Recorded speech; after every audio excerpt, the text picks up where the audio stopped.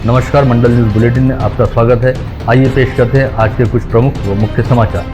अब तक यदि आपने मंडल न्यूज के इस चैनल को लाइक व सब्सक्राइब नहीं किया है तो जल्द से जल्द इस चैनल को लाइक व सब्सक्राइब जरूर कर दें।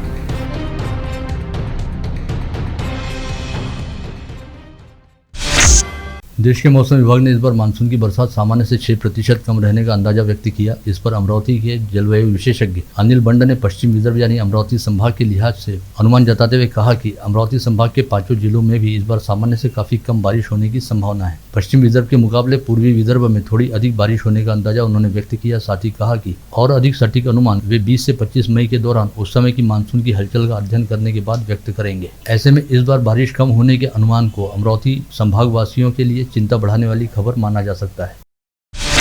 जिले की 12 फसल मंडी के संचालक चुनाव हेतु दायर नामांकन अवैध करार दिए जाने से खिन्न 35 प्रत्याशियों ने अपील दायर की है, जिस पर आगामी 2 दिनों में फैसला आने की उम्मीद है। उप निबंधक कार्यालय में सुनवाई के लिए उम्मीदवार और उनके समर्थक आने से भारी भीड़ हो रही है। मंडी संचालक मंडल मंडी संचालक पद के लिए आगामी 28 और 30 अप्रैल को चुनाव होने वाले हैं, जिसके लिए 1219 नामांकन दाखिल किए गए थे। 90 नामांकन अवैध करार दिए गए और वैध पाए गए 1129 नामांकनों की सूची जारी की गई।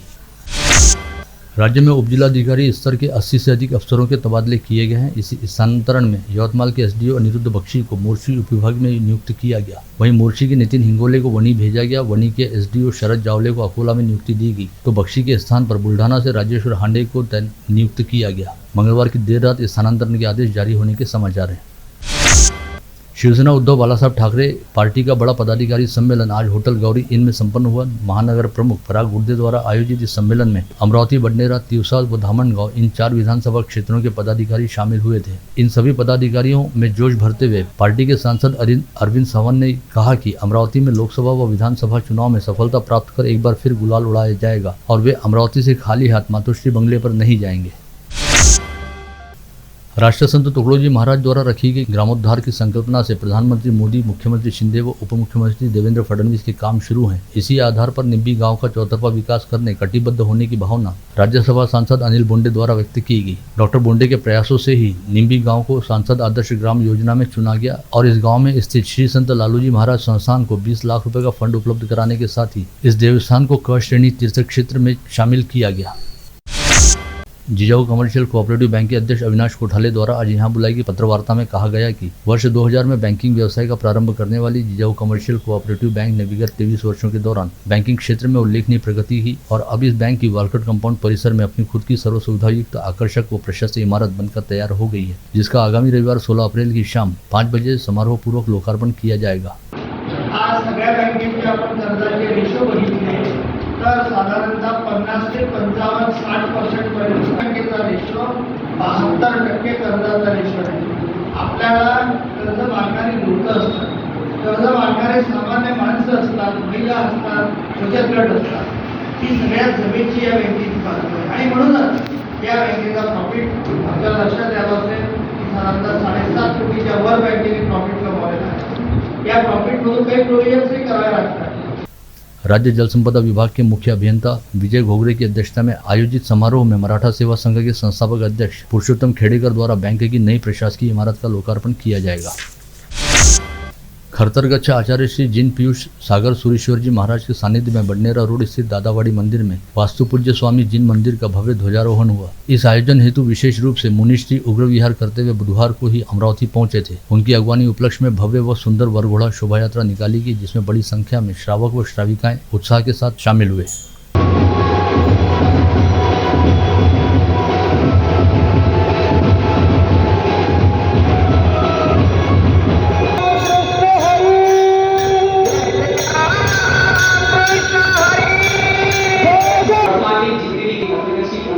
है जो 1000 वर्ष तक निरंतर जिन शासन की सेवा करने का विशेष सौभाग्य अवसर प्राप्त हुआ है। ऐसे खतरगच्छ हजी पाकिस्तान में 2000 प्रार्थनाओं का एक साथ सामूहिक प्रभावित दर्शन की आराधना, सामूहिक वर्षावास 1000 व्यक्तियों का और उसके साथ साथ में 1000 व्यक्तियों का उद्यान का 5 सितंबर से प्रारंभ हो जाएगा। अमर शहीद संत कंवरराम साहिब का 138वां जयंती महोत्सव आज से बडनेरा रोड स्थित संत कंवरराम धाम में आरंभ हो गया है। संत श्री के वंशज 7 दशक पूर्व अमरावती आकर बसे थे। उनकी चौथी पीढ़ी के संत साईं राजेश लाल कंवर ने संत कंवर धाम की तरह सेवा, सत्संग व सिमरन के साथ गरीबों व जरूरतमंदों की सेवा जारी रखी है। आज संत साईं राजेश लाल कंवर ने मंडल न्यूज के साथ विशेष तौर पर बातचीत करते हुए बताया कि धर्म व पंथ का भेदभाव किए बिना संत कंवर धाम द्वारा सेवा कार्य किए जाते हैं। साथ ही इस अवसर पर उन्होंने संत कंवर धाम की विशेषताएं भी बताई।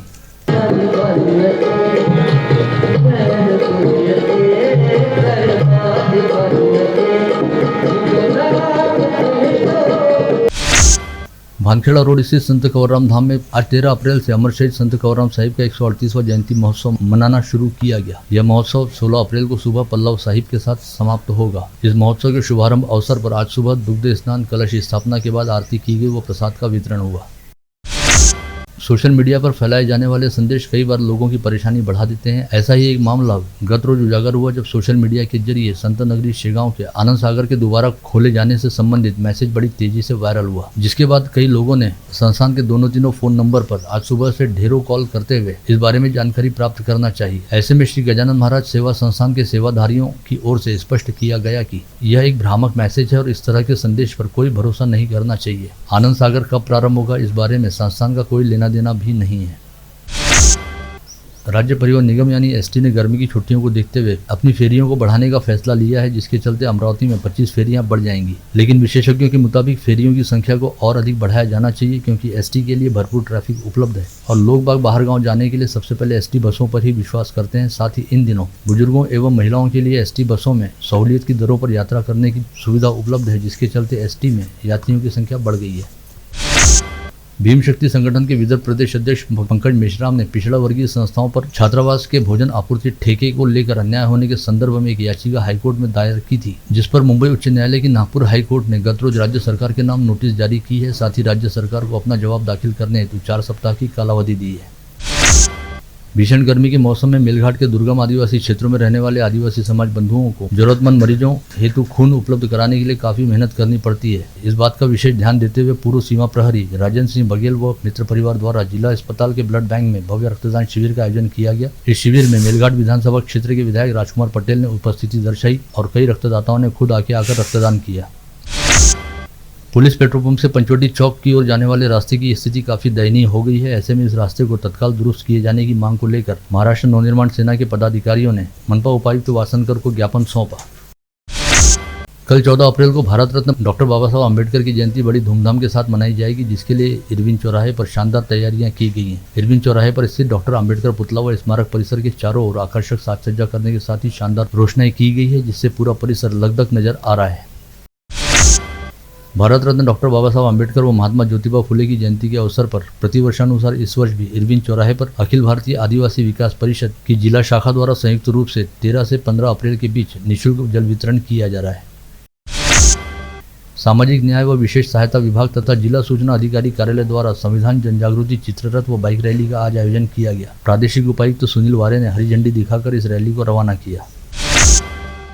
विगत 24 घंटे के दौरान अमरावती शहर सहित जिले में 10 कोविड संक्रमित मरीज पाए गए, जिसमें से एक मरीज को इलाज के लिए अस्पताल में भर्ती रखा गया है। वहीं मनपा क्षेत्र में 36 व ग्रामीण क्षेत्र में 8 मरीजों को होम आइसोलेशन में रखा गया है। अमरावती जिले में एक्टिव पॉजिटिव मरीजों की संख्या 45 हो गई है। आज पॉजिटिव पाए गए मरीजों में 8 मरीज मनपा क्षेत्र से वास्ता रखते हैं, वहीं 2 मरीज ग्रामीण क्षेत्र से संक्रमित पाए गए हैं। इस समय आईपीएल क्रिकेट टूर्नामेंट का दौर चल रहा है, जिसके तहत स्टेडियम के भीतर एक से बढ़कर एक रोमांचक व शानदार मैच हो रहे हैं, जिनका क्रिकेट प्रेमियों द्वारा जमकर आनंद लिया जा रहा है। वहीं दूसरी ओर स्टेडियम के बाहर आईपीएल मैचों पर मोबाइल फोन के जरिए ऑनलाइन तरीके से जमकर सट्टा खेला जा रहा है। इसे ध्यान में रखते हुए शहर पुलिस आयुक्त नवीन चंद्र रेड्डी ने इस ऑनलाइन सट्टे के व्यवसाय में लिप्त लोगों की नकेल कसने हेतु एक विशेष दस्ते का गठन किया। विगत 5 अप्रैल को गठित इस दस्ते ने एक सप्ताह के भीतर ऑनलाइन क्रिकेट सट्टे में लिप्त 8 सट्टेबाजों को गिरफ्तार किया और करीब 10 लोग नामजद किए गए। वहीं अब शहर पुलिस द्वारा आईपीएल सट्टे के ऑनलाइन व्यवसाय में लिप्त रहने वाले बड़े बुकियों पर अपना फोकस करना शुरू कर दिया गया है, जिसके तहत फ्रेजरपुरा पुलिस का दल बहुत जल्द दिल्ली भेजा जाएगा। इस बीच अमरावती सहित वर्धन, चंद्रपुर, नागपुर व यवतमाल जिलों में क्रिकेट सट्टे का रैकेट चलाने वाली टोली को गिरफ्तार करने के साथ ही नागपुर पुलिस ने बूटीबोरी के शास्त्री चौक में रहने वाले सलमान रज्जाक मेमन नामक सट्टे के सूत्रधार को टाकल घाट से खोज निकाला, जहां पर सलमान मेमन 4 अन्य लोगों के साथ ऑनलाइन क्रिकेट सट्टे की खाईवाली व लगवाड़ी करता पकड़ा गया। इसके अलावा एक अन्य व्यक्ति को बूटीबोरी के भामतीपुरा परिसर से गिरफ्तार किया गया। Doctor Panjabrao Deshmukh medical college व अस्पताल में 6वें माले पर प्रशिक्षणार्थी डॉक्टरों हेतु विश्राम गृह बनाए गए हैं, जिसका दुरुपयोग करते हुए 2 प्रशिक्षणार्थी डॉक्टरों ने यहां पर बैठकर शराब पी और नशे में धुत होने के बाद वहां पर रखे गद्दों में आग लगा दी। अस्पताल के 6वें माले से धुआं उठता देख परिसर में भगदड़ मच गई, जिसकी सूचना मिलते ही दमकल विभाग के 4 वाहन तुरंत पीडीएमसी पहुंचे और पानी के फव्वारे मारते हुए गद्दों में लगी आग पर काबू पाकर अनहोनी टाली गई। इस मामले में गाड़गनगर पुलिस ने डॉक्टर सलीम खान व डॉक्टर मोहित मैत्रे को पूछताछ हेतु डिटेन किया है, जिनसे कड़ी पूछताछ की जा रही है। मंगरू चौवाला पुलिस थाना क्षेत्र अंतर्गत होकर गुजरने वाले समृद्धि महामार्ग पर तेज गति से जा रही कार के बाईं ओर के दोनों टायर फटने के कारण भीषण सड़क हादसा हुआ, जिसमें 2 लोगों की मौत हो गई, वहीं 2 अन्य लोग गंभीर रूप से घायल हुए। दोनों घायलों पर जिला अस्पताल में इलाज जारी है। यह हादसा कल बुधवार 12 अप्रैल की शाम घटित हुआ। मृतकों की शिनाख्त मुंबई निवासी राजू शिंदे व अतुल तावड़े के तौर पर हुई है। नांदगांवपेट पुलिस थाना क्षेत्र के बुरगांव धर्मालय स्थित सिटी लैंड के शक्ति ट्रेडर्स में 31 मार्च को 13,60,000 रुपए की चोरी होने का मामला उजागर हुआ था, जिसके करीब 10 दिन बाद 11 अप्रैल की रात इस मामले में पुलिस द्वारा अपराध दर्ज किया गया। मध्य प्रदेश के रायगढ़ से एक आयशर ट्रक में कूलरों की आड़ में बुरी तरह ठूंसकर कटाई के लिए ले जाए जा रहे 52 गौवंशों की सूचना मिलते ही श्रीखेड़ पुलिस के दल ने अमरावती मोर्शी रोड पर नाकाबंदी करते हुए मध्य प्रदेश निवासी 2 आरोपियों को गिरफ्तार किया और सभी गौवंशों को सुरक्षित छुड़ाकर गौरक्षण पहुंचाया। अंजनगांव सुरजी तहसील के लखाड़ गांव में 10 अप्रैल के दिन मामूली बात पर जातीय दंगा हुआ। पुलिस ने इस मामले में अब तक 15 आरोपियों को गिरफ्तार किया, जिन्हें एक दिन की पुलिस कस्टडी मिलने के बाद कल 12 अप्रैल को सभी आरोपियों को अंजनगांव की अदालत में पेश किया गया। न्यायालय ने सभी आरोपियों की जमानत खारिज कर दी। ऐसे में सभी आरोपियों को न्यायिक हिरासत के तहत जेल रवाना कर दिया गया। गाड़गनगर पुलिस थाना क्षेत्र से वाहन चोरी के मामले लगातार उजागर होने के बाद अपराध शाखा के दल ने मजार खान नासिर खान नामक कुख्यात वाहन चोर को गिरफ्तार किया। पुलिस ने इस चोर के पास से चोरी के 3 वाहन भी बरामद किए हैं। नागपुर गेट पुलिस थाना क्षेत्र के सौदागरपुरा परिसर से गौवंश को कटाई के लिए ले जाया जा रहा है। ऐसी सूचना मिलने पर नागपुर गेट पुलिस ने कार्रवाई करते हुए एक वाहन को पकड़ा, जिसमें 8 गौवंशों को ठूंसकर ले जाया जा रहा था। कार्रवाई के दौरान वाहन चालक वाहन छोड़कर फरार होने में कामयाब रहा। गाड़गनगर पुलिस थाना क्षेत्र के सुनील देशमुख का बगीचा छावनी होटल के पास रहने वाली महिला का पति घर में नहीं रहते समय कल देर रात काले कपड़े धारण किए 2 आरोपी महिला के पास आए और उसे धमकाकर जोर जबरदस्ती करते हुए महिला के गहने लूटकर चले गए। गाड़गनगर पुलिस मामले की जांच कर रही है। यवतमाल के करलगांव घाट में सोमवार तड़के 4 बजे शक्कर का ट्रक लूटा गया। इस लूट का मास्टरमाइंड नागपुर का है, ऐसी जानकारी पुलिस की तहकीकात में सामने आई। पुलिस ने केवल 10 घंटे में लूट की इस घटना का पर्दाफाश करते हुए 3 आरोपियों को गिरफ्तार किया। मेहकर हिवरा आश्रम रोड पर नांद्रा धांडे फाटे पर आयशर की टक्कर में गंभीर रूप से घायल 13 साल की भक्ति गजानन मस्के की कल रात मौत हो गई। विगत 1 अप्रैल को हुई भीषण हादसे में भक्ति के पिता गजानन मस्के की मौके पर जान चली गई थी। वहीं इस हादसे में घायल उनकी बेटी भक्ति मस्के ने भी दम तोड़ दिया। चांदूर बाजार परिसर के शिरजगांव बंड ग्राम पंचायत अंतर्गत मावली नगरी में 62 प्लॉट अलग से बेचकर 2,17,04,553 रुपए की धोखाधड़ी करने के मामले में लेआउट मालिक मनोज मोटवानी की शिकायत पर चांदूर बाजार पुलिस ने मुद्रांक विक्रेता सहित 6 लोगों के खिलाफ धोखाधड़ी का अपराध दर्ज किया। इस मामले में हर्षल घोंगड़े सहित एक महिला आरोपी के घर से सोने के गहने, बॉन्ड, पासबुक, कार व मोटरसाइकिल को बरामद करते हुए आरोपियों को गिरफ्तार किया गया। आप देख रहे थे मंडल न्यूज बुलेटिन। हमारे चैनल को लाइक करें, शेयर करें और हाँ, सब्सक्राइब करना ना भूलें। कल होगी आपसे फिर मुलाकात, तब तक के लिए धन्यवाद।